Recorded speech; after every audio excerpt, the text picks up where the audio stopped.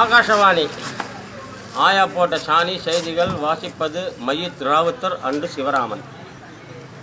நாட்டின் ஒருமைப்பாட்டை கட்டி காக்க ஜப்பானில் இருந்து புதிய நவீன தாம்பு கயிறு வாங்கப்பட்டுள்ளது.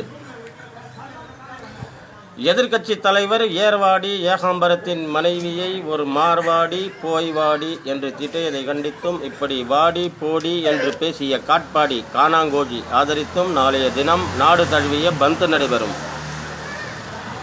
வழக்கம் போல் கூவத்தில் நாற்றமடிக்கும் எருமை மாடுகள் நகரமெங்கும் திரிந்து கொண்டிருக்கும்.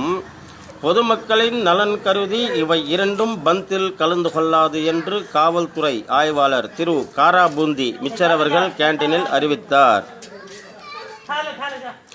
புதுச்சேரியில் இருந்து சென்னைக்கு சாராயம் ஏற்றி வந்த லாரி பெருங்களத்தூர் அருகே மரத்தின் மீது மோதியதால் லாரியில் இருந்த சாராயம் மரத்தின் மீது கொட்டி மரம் 15 நிமிடம் ஆடியதாக நமது நிருபர் அலி அவர்கள் தெரிவித்தார். அயன்வரம் புர்சைவாக்கம் பகுதியில் மக்களுக்கு தொல்லை கொடுத்த 500 ஈக்களும் 300 கொசுக்களும் கைது செய்யப்பட்டனர். மயிலாப்பூர் குளத்திற்கு எதிரே உள்ள ஒரு கனரா வங்கி நாளை மதியம் கொள்ளையடிக்கப்படும் என்று இந்தியன் வங்கி மேனேஜர் திரு கனகராஜ் அறிவித்தார். இதற்காக மயிலாப்பூர், மந்தைவேலி, சேந்தோம் காவல் நிலையங்கள் விசேஷ விடுமுறை அளிக்கப்பட்டுள்ளது. ராயப்பேட்டா பொது மருத்துவமனையில் அறுவை சிகிச்சைக்காக அனுமதிக்கப்பட்டிருந்த திரு லோஆடியா பகாடியா நேற்று மாலை நன்றாக குணமடைந்து இறந்து போனார். அவர் இறப்பது இதுவே முதல் தடவையாகும். நம் நாட்டில் தொன்று விளையாடப்படும் கில்லி, பம்பரம், கோலி இவற்றை ஒலிம்பிக்கில் சேர்க்கப்படும் என்று டெல்லி சாம்பியன் கூறினார். மீண்டும் தலைப்புச் செய்திகள்.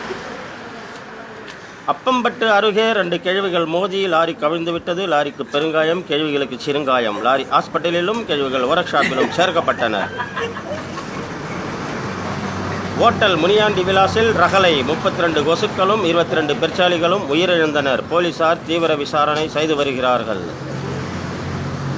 பம்பாயில் இருந்து புறப்பட்ட ஜனதா எக்ஸ்பிரஸ் 20 நிமிடம் தாமதம்.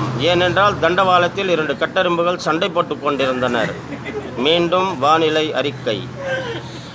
புதுச்சேரி அருகே கடலில் மையம் கொண்டிருந்த குறைந்த காற்றழுத்த தாழ்வு நிலை மேலும் வலுவடைந்துள்ளதால் ஆங்காங்கே பலற்ற மழை பெய்யக்கூடும். ஆகவே ஆங்காங்கே உள்ள பொதுமக்கள் அனைவரும் நடுக்கடலுக்கு சென்று பாதுகாப்புடன் இருக்கும்படி புதுவை அரசு கேட்டுக்கொண்டுள்ளது. நாளை காலை முதல் பலற்ற காற்று வீசக்கூடும் என்பதால் ஆங்காங்கே உள்ள பொதுமக்கள் அனைவரும் முருங்கை மரத்தில் ஏறிக்கொண்டு பாதுகாப்புடன் இருக்கும்படி புதுவை அரசு கேட்டுக்கொண்டுள்ளது. நன்றி.